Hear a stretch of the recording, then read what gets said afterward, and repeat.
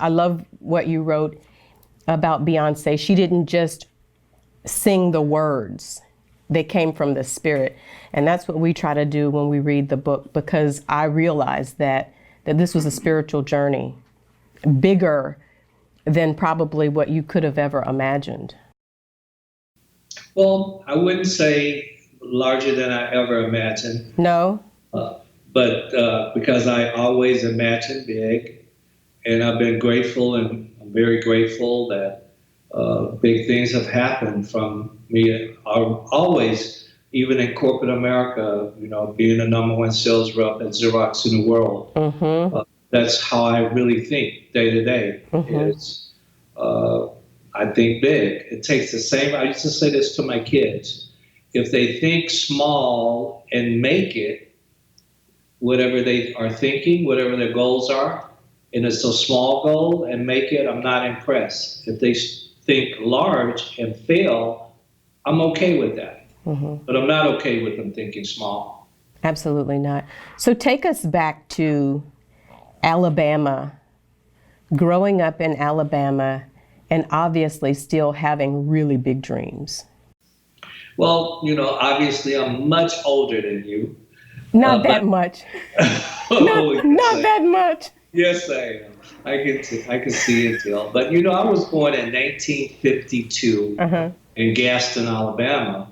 And I talk about this in my second book, Racism from the Eyes of a Child. And my mother went to high school at Coretta King in an even smaller town in Marion, Alabama. And Andrew Young's wife also was in school with all the three of them.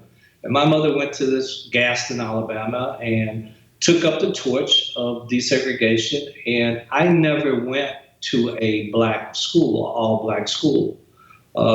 There was this thing called freedom of choice that George Wallace approved. But he said, oh, by the way, you have the choice, but you own your own. And what he really meant is, I'm not going to protect you if you do choose to go to a white school. So there were a lot of challenges, in that movement. There was a lot of kids that were involved. Some even died, like in Birmingham and other cities. So it was always a fear of death. I've been spit on. I've been electric prodded. I've been beaten. It was very difficult growing up. But my parents, who were poor, uneducated, my dad used to make $30 a week as a produce truck driver, and he convinced the owners, could he have the truck? And at all times, and he would go tear down old houses and sell all the metals. He would buy old cars, sell all of the parts of the car. My mom was a colored maid, made $3 a day. Wow. She convinced the owner that anything, sheets, pillows, blankets, anything apparel, and her best friends made quilts on the weekend. So they taught me entrepreneurship. And I used to always dream and dream large, that one day I never knew what it quite meant because I was a child, that I would be a businessman. That's what I always would say. What you going to be when you grow up? And I said, a businessman. And, I grew up on a dirt road with an outside bathroom until I was a teenager. So I didn't come from a wealthy family, but, the spiritual belief we had love. I had both of my parents, and I'm very grateful for that. And so you write a lot about your upbringing, and you say it wasn't until you were a junior in college that you went to school where you understood that there were all Black people. Right, and I have a chapter in that book I went to Fisk University in Nashville.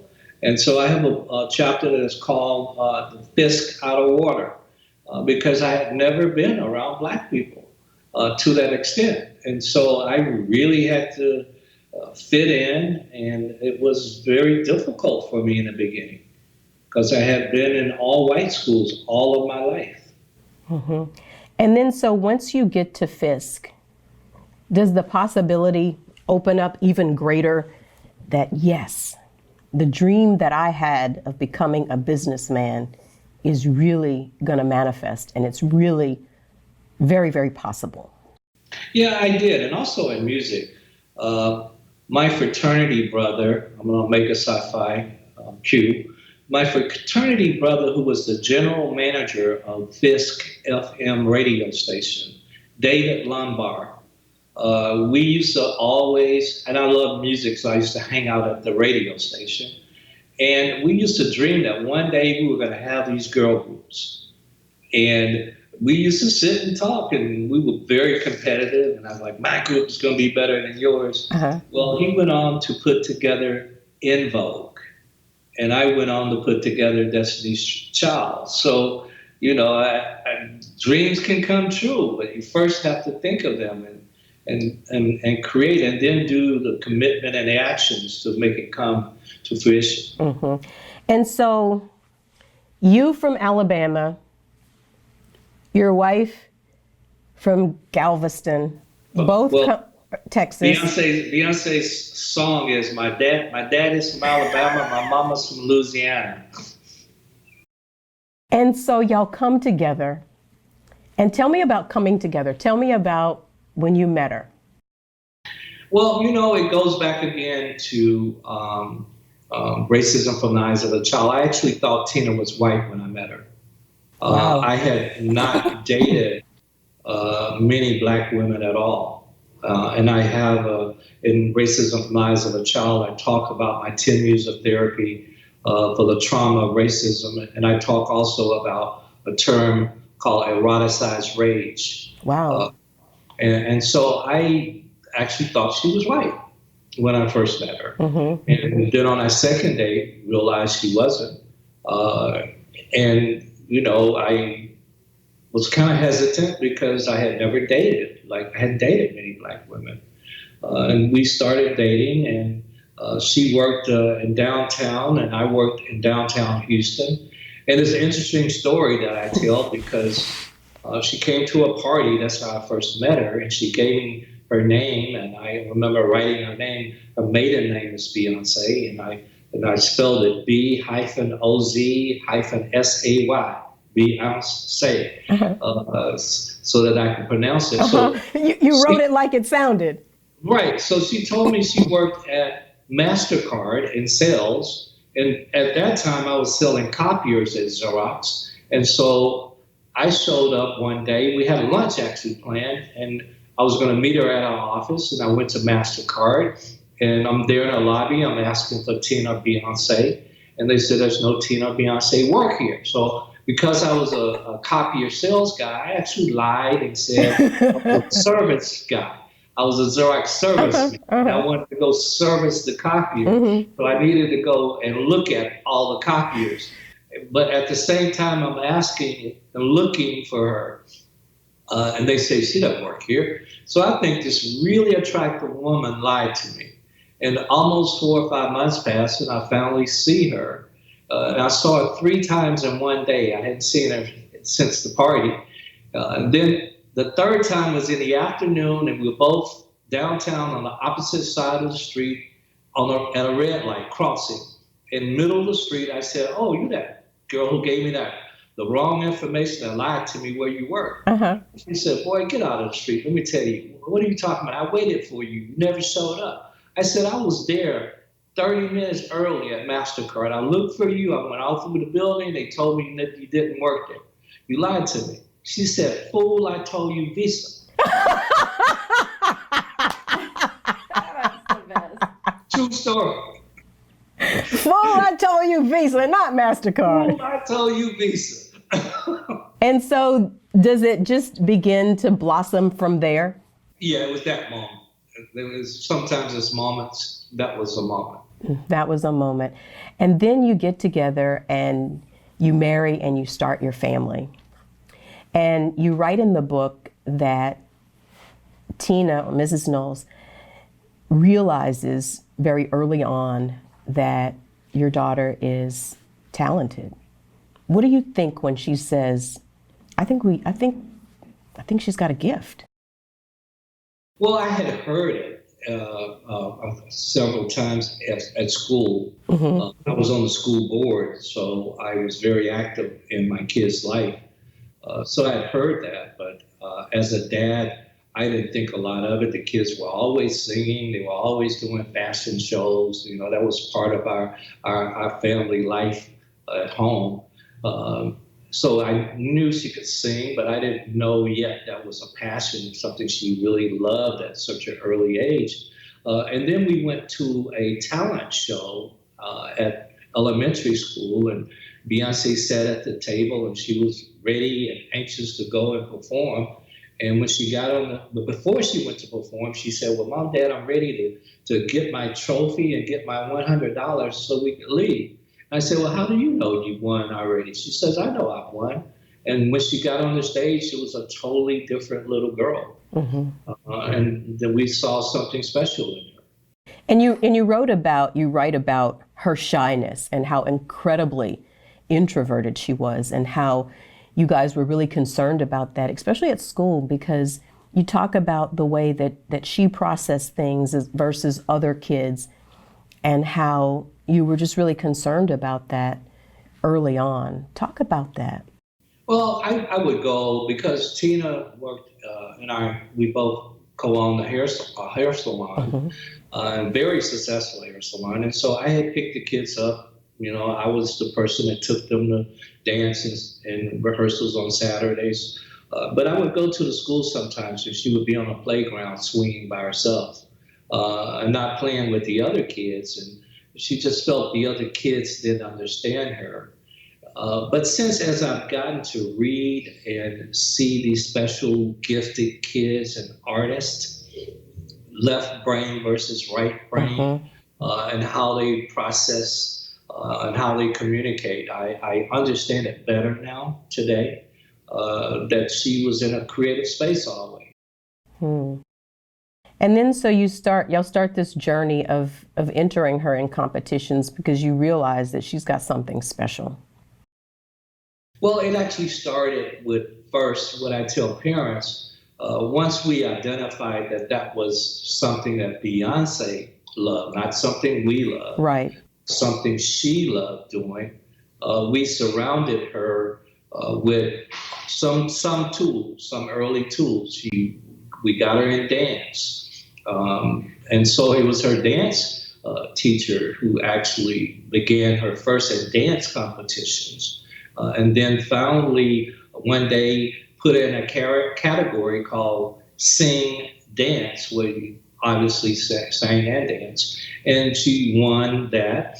And that's when we started putting her in competition. Beyonce wanted to be in competition.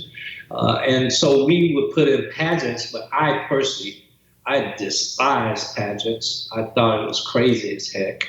And we agreed, as parents, that we would never put it in the beauty pageants, but the beauty pageants have a talent competition part, and we put it in a talent competition. And she won. She never lost. She won about 30 times until they went to Star Search. And you wrote about that, and I wondered. I said, with her winning so much and never feeling the sting of loss, and you write about how, she cried, and I guess you just couldn't believe that she didn't win. How do you rebound from that? Because you do, but to help her understand how to win, and sometimes you do have to lose. Well, that's absolutely right. And that's talking to Ed McMahon, who was the host then. For those that don't know Star Search was like American Idol today. That puts it in perspective. Sure. So it was a big deal. It was $100,000 cash prize associated with it. But and I wasn't the manager, I was just the parent, I was the dad, because they had all this wardrobe that they thought they were going to be there for a month. Actually had a hotel room just for the wardrobe, and that's why I was there. But as a dad, to see my daughter and all these other kids just cry their heart out, and especially Beyonce, I said, well, Mr. McMahon, I don't know what to do. I'm a dad, I'm seeing this. He said, I don't know why, Mr. Knowles, but everyone who consistently win on Star Search never go on professionally. But it's the people that lose. And he started naming people like Boyz II Men, Justin Timberlake, Britney Spears, Aaliyah, Usher, who all on the first round lost. He said, well, Boyz II Men that you know, they're not the same Boyz II Men that were here. They changed a member of Boyz II Men. He said the folks that go and make the changes, dedicate, make the commitment, those are the people that go on. And that always resonated in me. And at a certain point, I realized that I had made a career change as well. And I realized that I needed to get more involved with Beyonce's career. And wasn't that a pivotal moment for you? That moment when you said, okay, I'm going to take the reins. You know, I'm going to be more proactive. No, it wasn't. Actually, you know, history and one of the reasons why I wanted to write the book has it wrong. Okay. I was, as I stated, I was in the medical for 20 years. Right.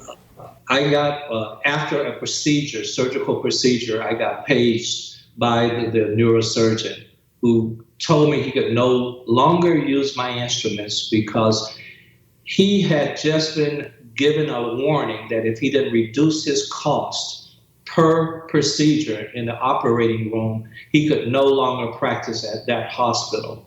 And that was the beginning of managed care.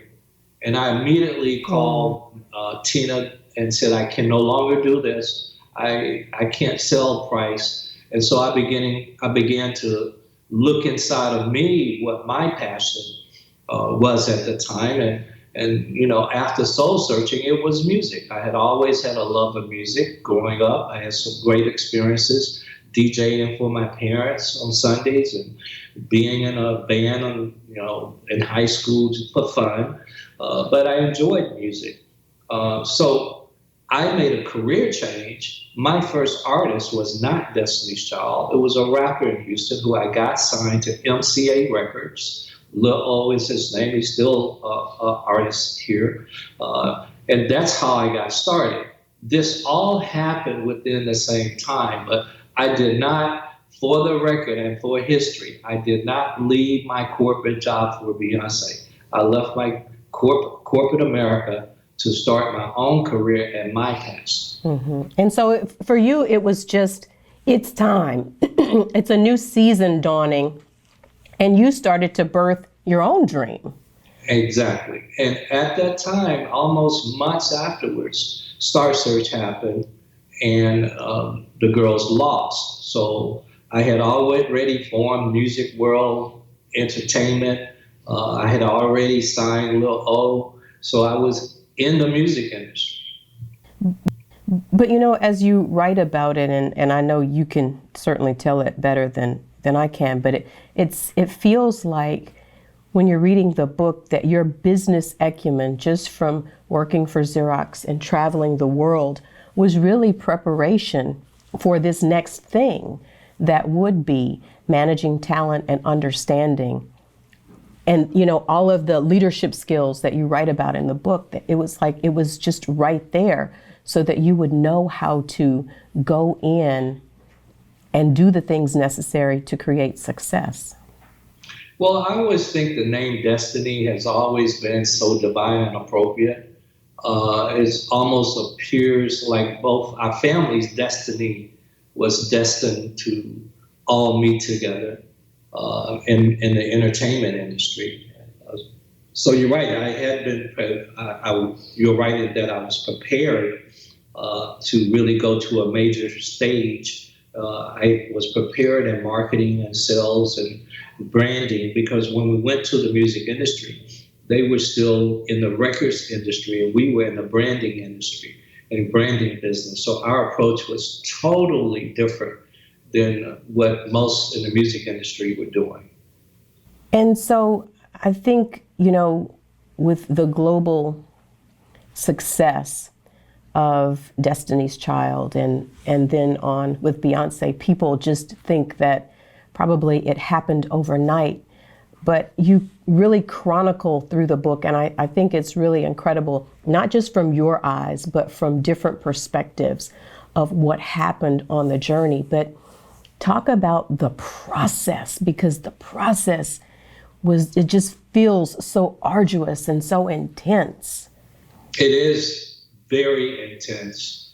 At first I had a learning curve still that I had to learn. I went back to college, Houston Community College, and I took 3 courses, music management, about production and publishing. And then I went to every seminar and I began to build relationship and got some knowledge. But failure is a key part of entertainment and the music industry. And I've always looked at failure as an opportunity to grow and not a reason to quit. And so in this learning curve, and there's been many, and there was many failures, after Girls Time, then we got signed to Daryl Simmons, who was Babyface and L.A. Reid's partner. And then the Girls got dropped by Elektra Records, and then came back, and Beyonce had damaged her voice. I thought she would never sing again, and then went out with a new name and got a lot of letters that said we passed, and then finally got a record deal. And then my partner died right as that happened with Columbia and Tillman, and then changes in the group. And so it's always have been challenges along the way. And so it started with 6 girls, narrow it down to 4. But there were so many ebbs and flows. How do you keep yourself up, keep the girls up to get to that sweet spot? Well, I just put on my social media 2 days ago a photo of Girls Time that had 11 girls. 11. It's on my social media right now, 11 girls, Beyonce and Kelly included. So what people don't know is Destiny's Child as we know it today has had over 20 members. Wow. So what people took as a major deal of changes, we didn't feel that way because we had lived it, and there had always been changes since day one, always changes. And so within those changes, you start to understand some logistics. You start to understand not just the music, but the aesthetic of what it should look and feel like. And then you start to carve that out. Talk about that. Well, that all starts also with having the extreme talent and commitment and passion of Beyonce and Kelly. And the gift that Beyonce was given, because none of this would happen without that. Sure. So I have to be very upfront about that. But as we began to carve this out, what it should look like, we had to make changes. The managers before me were trying to get a record deal with 7 girls. So you have 7 girls and you have 6 parents. That's 13 people. Record labels don't like that. The previous managers was trying to get a record deal with 3 dancers. It's unheard of that dancers are included in a record deal. So we had to make those changes. One of the young ladies was outgrowing the others. And so just from a visual standpoint, it didn't look right. No shade on her. Sure. She just outgrew everyone. And so we had to make that change. And so we constantly were changing to get to where we are today. Again, we had the name changes, several name changes that we had to go through to finally get it right. And I think, again, failure and mistakes is an opportunity to grow. And so every time there was a failure, every time there was a mistake, the commitment and passion was always there by the young ladies, by management, and others. And that's why I have key people in the book who were there that can actually tell exactly what happened and how it happened. We hear it all the time. Failure is an opportunity. But when you're in that moment, it don't feel like it. So were you able to internalize that the failure wasn't that we were being rejected? The failure was that we just needed, like Ed McMahon had told you, in the conversation after Star Search that we need to make some adjustments. Were you able to receive that and bounce back? Because there was never a quit, but how do you bounce back from so many no's? I can remember in the book you write, we sent out media kits and we got all these no's back. Everybody passed. How do you, because these are little girls, these are very young girls. How do you help them to understand that they're not rejecting you? This is just not right for them at this time. As you know, and thank you for reading the book. Sometimes I have interviews with folks that don't even read the book, which is still baffling to me. But there's a part of the book that I talk about. They actually got their second record offer from Columbia in a showcase that I quit. I stopped in the middle of the showcase and said, "I'm sorry you came down. These girls aren't ready." That was tough to know you're about to get your second record deal. Right. And stopping it because I knew the girls had gone swimming. They were young. They weren't yet ready for what was ahead of them and the type of commitment and work in the record industry. So I personally said no to it. I came from sales.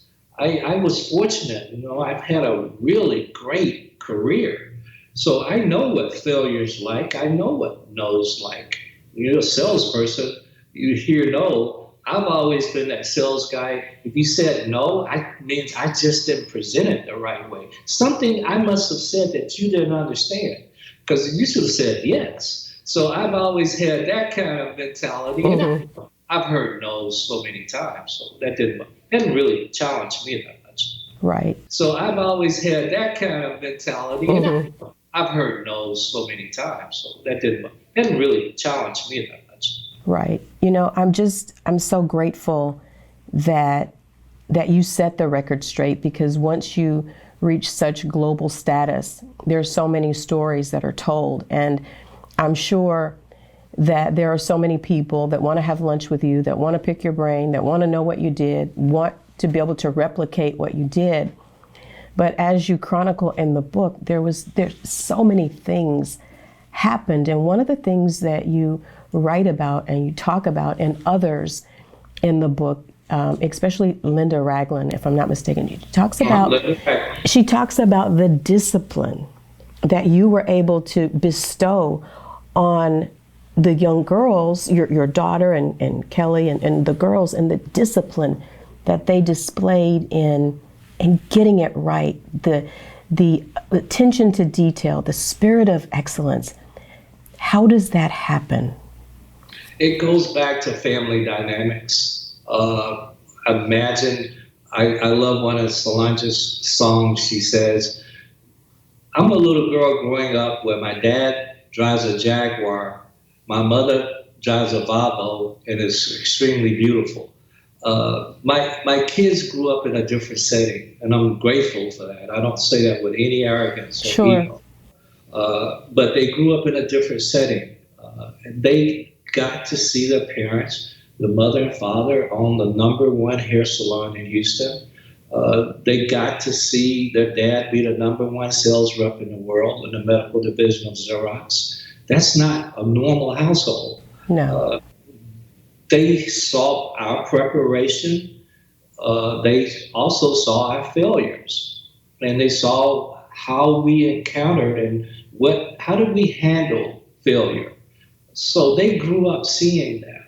And I think that played a very important part to this day, who they are and how they develop as people.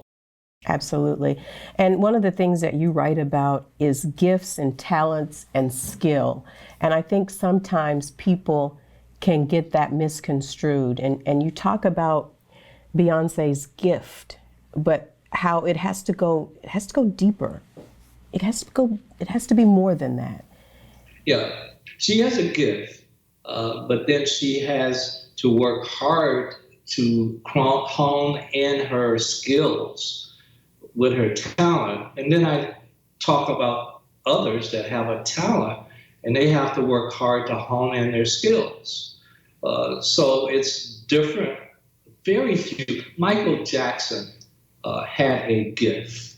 You know, when we're talking gifts, to me, Marvin Gaye had a gift.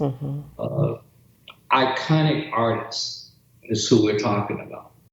Absolutely.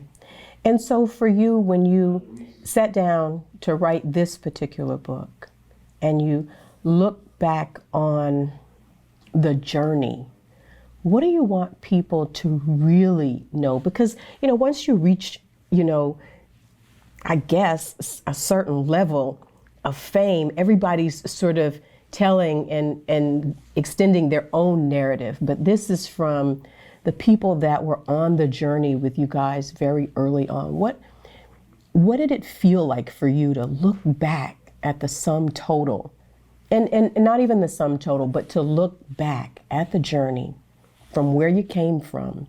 Great success, even before you started on the music industry or started on the road to being a producer and a manager and all of the things that have happened. But when you look back at it, what happens? How do you process it? Well, it's interesting that you said 3 times when you look back, because my next book is artist management, my next book is entrepreneurship, and my third book is When I Look Back. That's actually the title of it, When I Look Back. So it's interesting you said that. But maybe that's confirmation. Yeah. Like when you write in the book that your wife opens the Bible, like y'all are thinking, the group has had so many names, and she opens the book and there's destiny.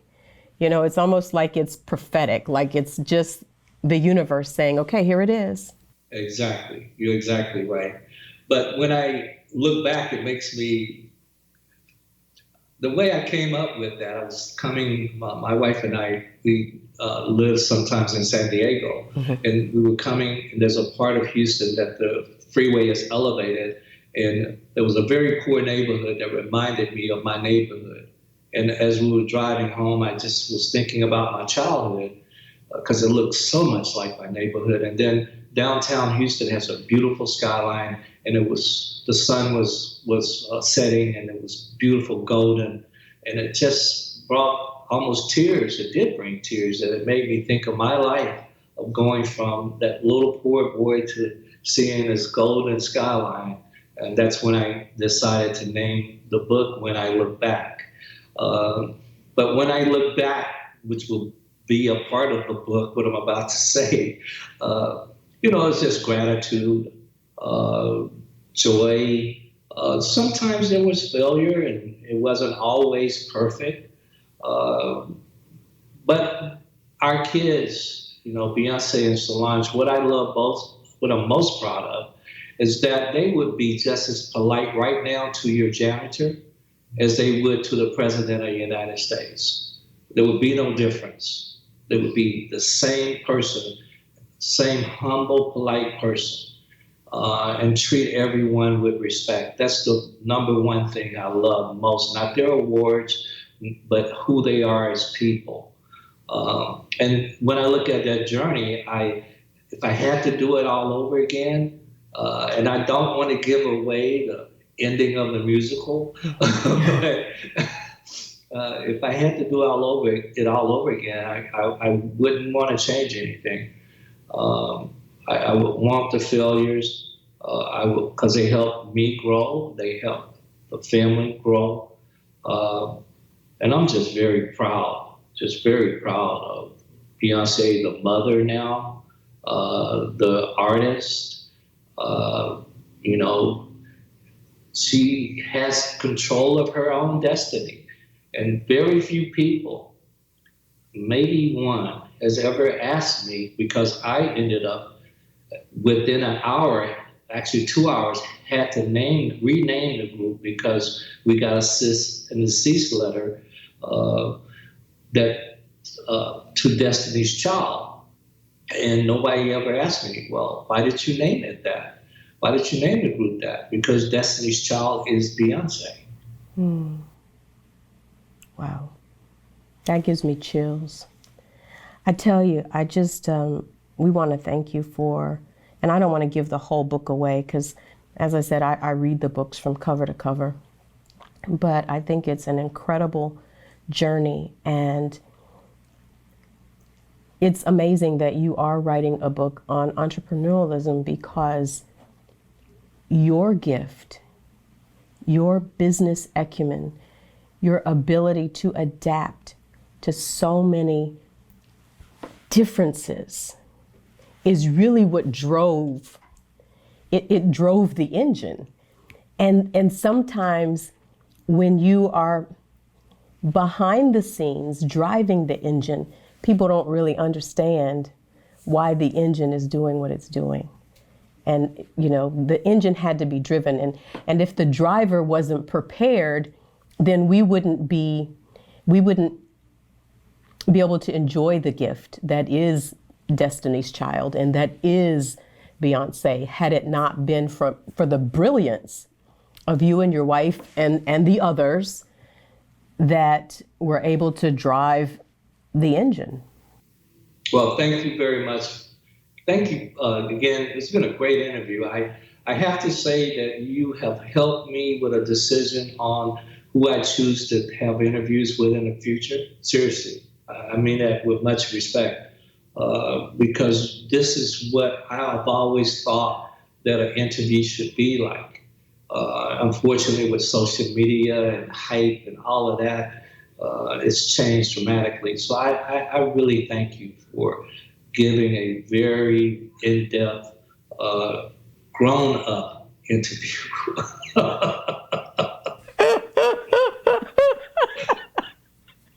A grown-up interview. A grown-up interview. Well, you know what? That is high praise.